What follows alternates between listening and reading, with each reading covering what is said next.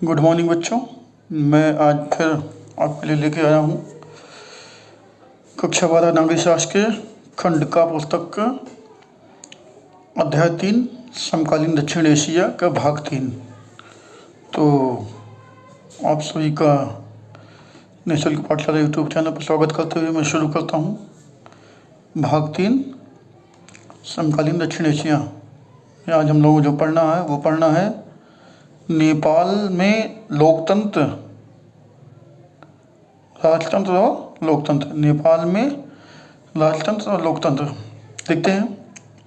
नेपाल अतीत में एक हिंदू राज्य था, फिर आधुनिक काल में कई सालों तक यहाँ संवैधानिक राजतंत्र रहा। कहा नेपाल बीते समय में, मतलब अतीत में एक हिंदू राज्य था। अतीत या बीते समय का जो भी बात किया जाए, उस समय वह हिंदू राज्य था। ठीक है, हिंदुओं की संख्या ज़्यादा है, इसलिए उनका शासन है।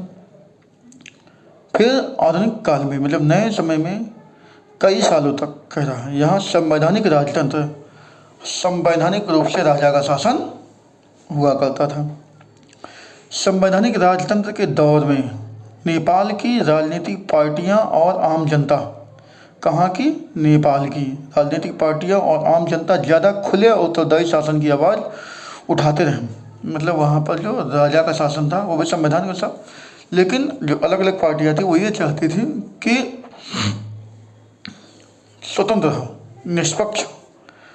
हाँ, तो खुला चुनाव चाहते थे वो लोग, खुला शासन चाहते थे। लेकिन राजा ने सेना की सहायता से शासन पर पूरा नियंत्रण कर लिया। लेकिन राजा क्या था? शासन तो संवैधानिक था, लेकिन किसकी? सेना की सहायता से उसने पूरे शासन पर नियंत्रण किया था, देख रेख किया था। और नेपाल में लोकतंत्र की राह अवरुद्ध हो गई। नेपाल में लोकतंत्र स्थापित नहीं होने पाया और रास्ता अवरुद्ध हो गया। लेकिन नेपाल में जो लोकतंत्र है उसको कायम होने में समस्या आने लगी। एक मजबूत लोकतंत्र एक मजबूत लोकतंत्र समर्थक आंदोलन की चपेट में आकर राजा ने 1990 में नए लोकतांत्रिक संविधान की मांग मान ली।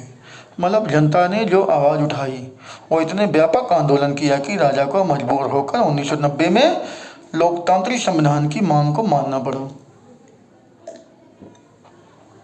अब यहाँ पे कैसा शासन होगा? लोकतांत्रिक होगा। अधिकार किसका होगा? शासन किसका होगा? जनता का।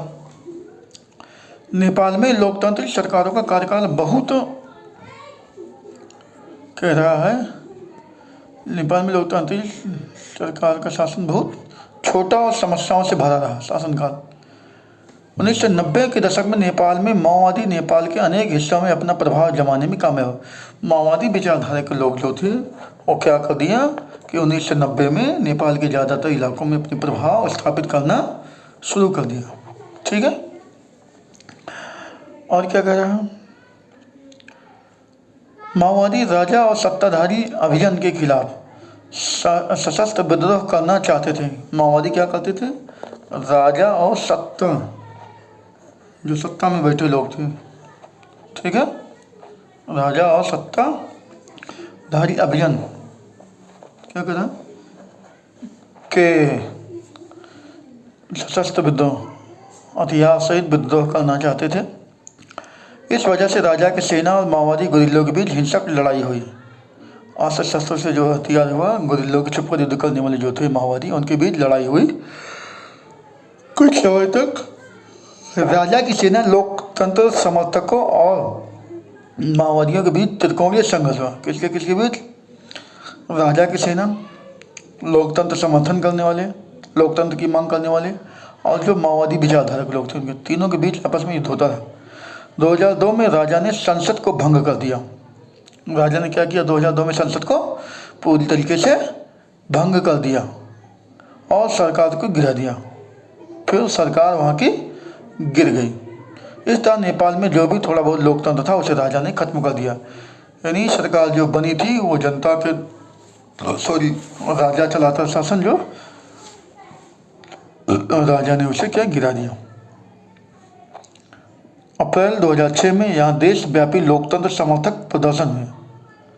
कह रहा है अप्रैल 2006 में यहाँ देशव्यापी लोकतंत्र समर्थक प्रदर्शन हुआ।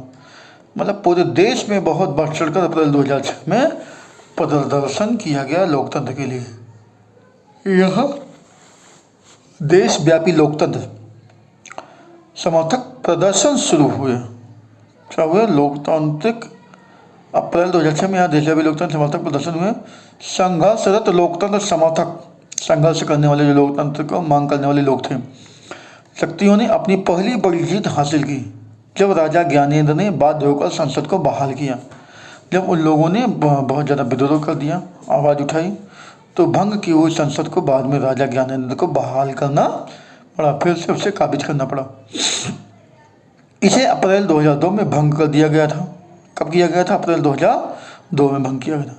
मोटे तौर पर अहिंसक रहे इस प्रतिरोध का नेतृत्व 7 दलों के गठबंधन, 7 पार्टी अलायंस, यानी कि कह रहा 7 दलों का गठबंधन था, 7 पार्टियों का गठबंधन, माओवादी तथा सामाजिक कार्यकर्ताओं ने किया। माओवादी विचारधारा के लोग और समाजवादी विचारधारा के लोग, सामाजिक कार्यकर्ता जो समाज में काम करने वाले लोग थे, लोगों के हितों के लिए मांग करने वाले, आवाज़ उठाने वाले लोग। नेपाल में लोकतंत्र की आमद अब लगभग मुकम्मल हुई है। नेपाल अपने इतिहास के एक अद्वितीय दौर से गुजर रहा था। नेपाल का संविधान लिखने के लिए वहाँ संविधान सभा का गठन हुआ, यानी कि नेपाल में अब संविधान काबिज होने की बारी आई तो नेपाल का संविधान लिखा जाने लगा। उसके लिए क्या किया गया? एक सभा का गठन किया गया, जिसे हमारे यहाँ संविधान सभा का गठन किया गया था, जिसके तहत संविधान लिखा गया था। वैसे ही नेपाल में संविधान सभा का गठन हुआ। नेपाल में कुछ लोग मानते थे कि अलंकारिक अर्थों में राजा का पद कायम रखना जरूरी था। नेपाल के कुछ लोगों को मानना था कि राजा का पद रहना जरूरी है ताकि नेपाल अपने अतीत से जुड़े रहे, यानी कि राजा का अंश अभी भी बचा रहना चाहिए। कुछ महत्वपूर्ण राजा के कार्य होने चाहिए, जाकि राजा का अगर पद रहेगा तो उससे एक इतिहास बना रहेगा कि हाँ नेपाल में राजा हैं, थे भी और आज भी है। माओवादी समूह ने सशस्त्र संघर्ष की राह छोड़ देने की बात मान ली। उन्होंने अस्त्र शस्त्र से युद्ध करने की बात की थी, उसे उन्होंने मान लिया और पीछे हट गए। माओवादी चाहते थे कि संविधान में मूलगामी सामाजिक आर्थिक पुनर्रचना के कार्यक्रमों को शामिल किया जाए। 7 दलों के गठबंधन में शामिल हर एक दल को यह बात स्वीकार नहीं थी। मतलब जो बात मूलगामी वाली बात कर रहे थे माओवादी, वह जो बाकी के और दल थे उन्हें यह मंजूर नहीं थे। 7 दल इसको मानने को तैयार नहीं थे। आगे माओवादी और कुछ अन्य, क्या कह रहा है? माओवादी और कुछ अन्य राजनीतिक समूह भारत की सरकार और नेपाल के भविष्य में भारतीय सरकार की भूमिका को लेकर बहुत शंकित थे। कह माओवादी राजनीतिक या जो कुछ अन्य जो राजनीतिक समूह थे वो भारत सरकार थी और नेपाल के भविष्य में भारतीय सरकार की भूमिका को लेकर शंकित है। कहीं ऐसा ना कि भारत की सरकार कोई हस्तक्षेप करे, है ना, कब्जा करे या कुछ ऐसा। 2008 में नेपाल राजतंत्र को खत्म करने के बाद लोकतांत्रिक गणराज्य बन गया।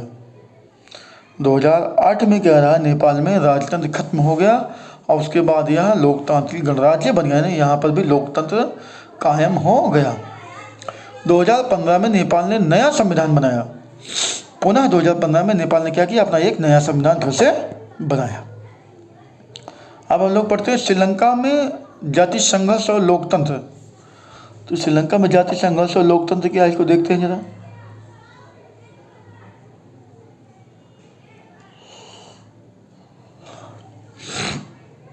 हम देख चुके हैं कि आज़ादी 1948 के बाद से लेकर अब तक श्रीलंका में लोकतंत्र कायम है। मतलब श्रीलंका कब आज़ाद हुआ? 1948 में।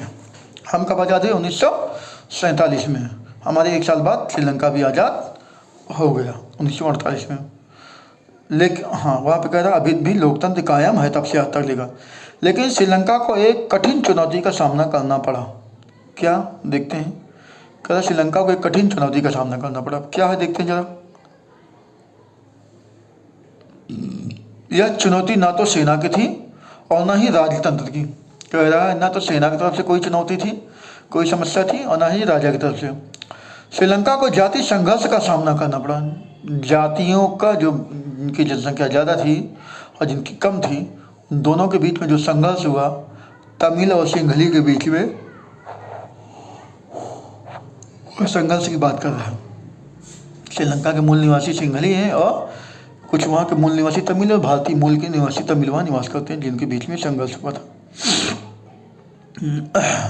जाति संघर्ष का सामना करना पड़ा, जिसकी मांग है कि श्रीलंका के एक क्षेत्र को अलग राष्ट्र बनाया जाए। क्या कहना है कि श्रीलंका के एक क्षेत्र को अलग राष्ट्र बना दिया जाए, है ना। इसी को लेकर के दोनों में आपस में विवाद है। आज़ादी के बाद से श्रीलंका को उन दिनों सिलोन कहा जाता था, मतलब जब 1948 में श्रीलंका आज़ाद हुआ तो उसे सिलोन कहा गया। श्रीलंका की राजनीति पर बहुसंख्यक सिंघली समुदाय के हितों की नुमाइंदगी करने वालों का दबदबा रहा। श्रीलंका की राजनीति पर बहुसंख्यक, यानी वहाँ जो श्रीलंका की राजनीति, उसमें जो जिनकी जनसंख्या ज़्यादा थी वो थे बहुत सिंघली।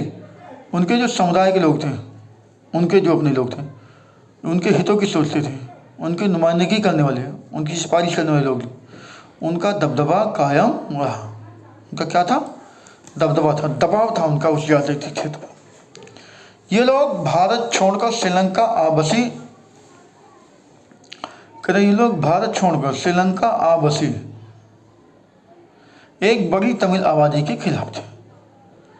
जहाँ सिंघली थी वो लोग इन चीज़ों के खिलाफ थे। किसके? जो वहाँ पर जनसंख्या निवास कर रही है। कौन?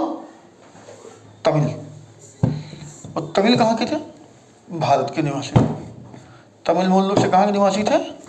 भारत के। और कहाँ गए थे रहने? श्रीलंका में निवास कर रहे थे। ठीक है। तो श्रीलंका के आज़ाद होने के बाद भी जारी रहा। पहले से जो लोग वहाँ निवास करते थे वह आंदोलन बाद में भी चलता रहा कि यहाँ पर निवास न करें तमिल। सिंघली राष्ट्रवादियों का मानना था कि श्रीलंका में तमिलों के साथ कोई रियायत नहीं बरती जानी चाहिए, क्योंकि श्रीलंका सिर्फ सिंघली लोगों का, सिंघली वहाँ के निवासी मूल निवासी रहने वाले श्रीलंका, उनका कहना था किसी प्रकार की छूट या किसी प्रकार की रहम रियायत नहीं बरती जानी चाहिए। किसके साथ? तमिलों के साथ। और क्या कह रहा है? क्यों?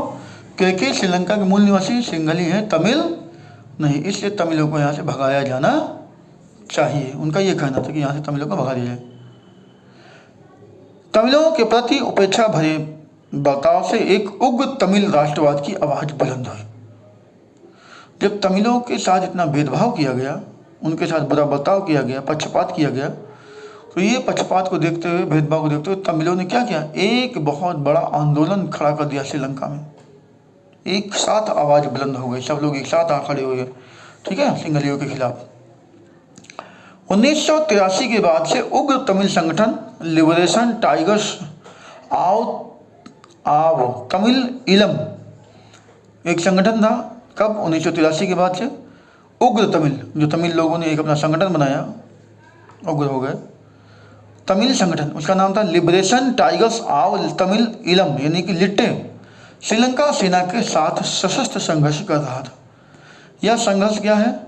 जैसे हमारे यहाँ नक्सलाइट रहते हैं छत्तीसगढ़ वगैरह, वैसे ये भी, तो ये क्या थे? श्रीलंकाई सेना के साथ क्या कर रहे थे? संघर्ष कर रहे थे, सशस्त्र संघर्ष, मारपीट जो असशस्त्र से बंदूक वगैरह से करते थे।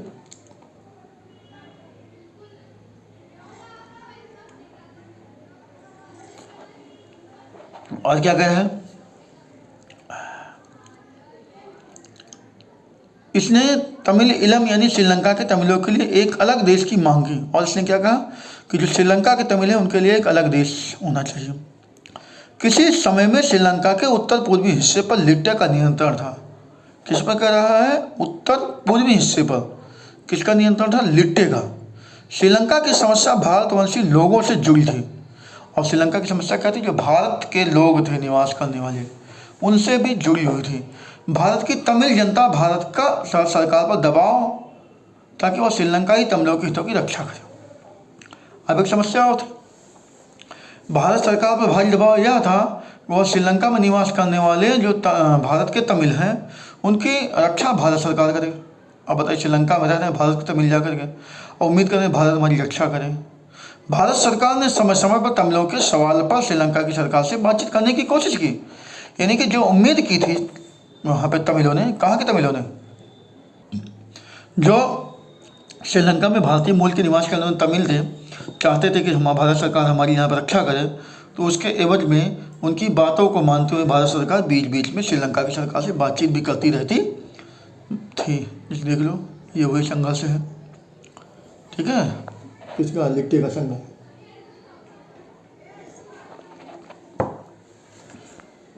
देखते हैं आगे।